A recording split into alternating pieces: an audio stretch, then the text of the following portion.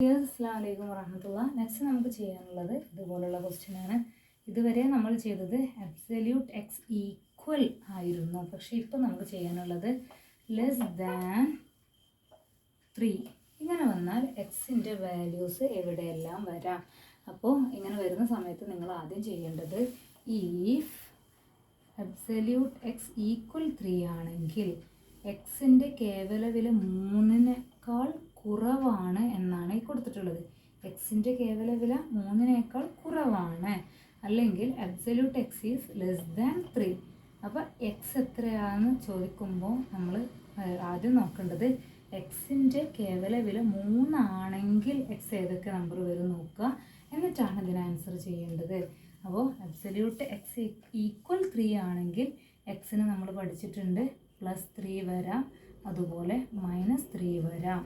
Okay, അങ്ങനെയാണെങ്കിൽ absolute X less than 3, എക്സിൻ്റെ കേവല വില 3-നേക്കാൾ കുറവാണെങ്കിൽ എക്സ് എന്ന് പറയുന്നത് +3ക്കും -3ക്കും ഇടയിലായിരിക്കും. അപ്പോൾ ആദ്യം നിങ്ങൾ -3നെ -3നെ എഴുതണം.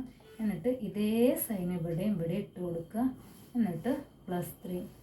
എക്സിൻ്റെ വില അബ്സല്യൂട്ട് എക്സിൻ്റെ വില 3 ആണെങ്കിൽ എക്സിൻ്റെ വില +3യും -3യും ആകും. അബ്സല്യൂട്ട് എക്സിൻ്റെ വില 3-നേക്കാൾ കുറവാണെങ്കിൽ എക്സിൻ്റെ വില -3-നേക്കാൾ കൂടുതലും 3-നേക്കാൾ കുറവും, അതായത് ഇവരുടെ രണ്ടിൻ്റെയും ഇടയിലുള്ള വാല്യൂസ് ആവും. അപ്പോൾ മേ ബി നിങ്ങളോട് അത് ഏതൊക്കെയാണെന്ന് ചോദിച്ചാൽ നിങ്ങൾ ചെയ്യേണ്ടത് എക്സ് ഈക്വൽ -3ന് ശേഷം വരുന്ന വാല്യൂസ് -2, -1, 0, 1, 2 ഇവരെയാണ് എഴുതി വെക്കേണ്ടത്. -2, -1, 0, 1, 2 എന്നെഴുതി വെക്കാം. എന്താണ്? അബ്സല്യൂട്ട് എക്സ് ലെസ് ദാൻ 3 ആണെങ്കിൽ എക്സിൻ്റെ കേവല വില 3-നേക്കാൾ കുറവാണെങ്കിൽ എക്സിൻ്റെ വില ആരൊക്കെ വരിക? 3ൻ്റെ താഴെ വരുന്നത് 2, 1, 0, -1, -2 ഒക്കെയാണ്.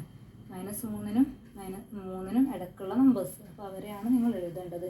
അപ്പോൾ ഈ ക്വസ്റ്റ്യൻ ചെയ്യുമ്പോൾ നിങ്ങൾ ശ്രദ്ധിക്കുക, എക്സിൻ്റെ കേവല വില 3-നേക്കാൾ കുറവാണെന്ന് പറയുമ്പോൾ നിങ്ങൾ എഴുതണം എക്സിൻ്റെ കേവല വില 3 ആണെങ്കിൽ ഏതൊക്കെ നമ്പർ വരും. അപ്പോൾ ഇവർക്കിടയിൽ എക്സിനെ ഇട്ട് കൊടുക്കുക. -3നെ ഫസ്റ്റ് എഴുതണം, ദെൻ ഇതേ സൈൻ അപ്പുറം ഇട്ടിട്ട് ലെസ് ദാൻ്റെ സൈൻ അപ്പുറം ഇട്ടിട്ട് +3നെ എഴുതണം. ഓക്കെ.